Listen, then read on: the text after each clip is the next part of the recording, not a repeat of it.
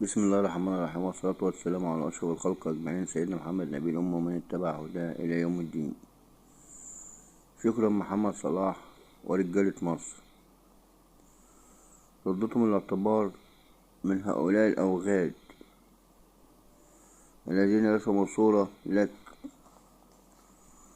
ردتهم الاعتبار بثلاثية: إذلال لهم كي لا يتجرأ أحد على منتخب مصر بعد ذلك، أو أي فرد من منتخب مصر. هؤلاء أعادوا بنا الذاكرة إلى بتوع الكبسة وبتوع الإمارات، كانوا هبيدة بالجامد بعد ما الأهلي لعبهم وخسروا خسارة بفضايح. اتخرسوا بالجامد. اللهم اخلص هؤلاء الأصوات، أصوات الأغبياء. الأهلي هو المنتخب والمنتخب هو الأهلي.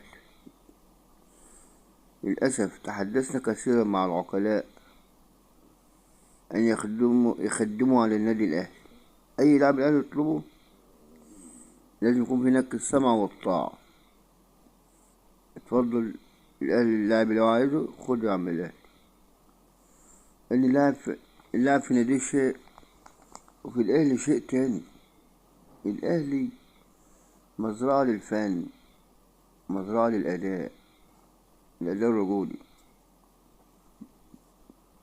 وقالها عيبس، قال لك لو قدرت ان انا اغير فريق الزمالك كله وجبت لعيبة الأهلي هكون انا الكسبان. قالها اعلان صراحة كده. انظر لاعب زي ياسر ابراهيم اهو خد احسن لاعب في المباراة. وانظر لاعب مروان عطية، انظر لاعب حمدي فتحي. هؤلاء كانوا مغمورين في أنديتهم،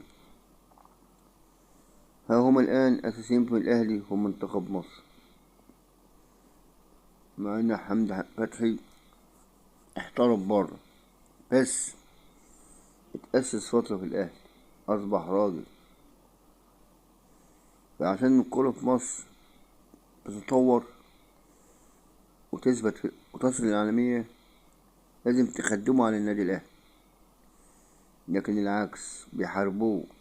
الأهلي يطلب لاعب يسربوا الخبر، رؤساء مجالس الإدارات يسربوا الخبر لبيراميدز والزمالك، يلا مين هيدفع أكتر.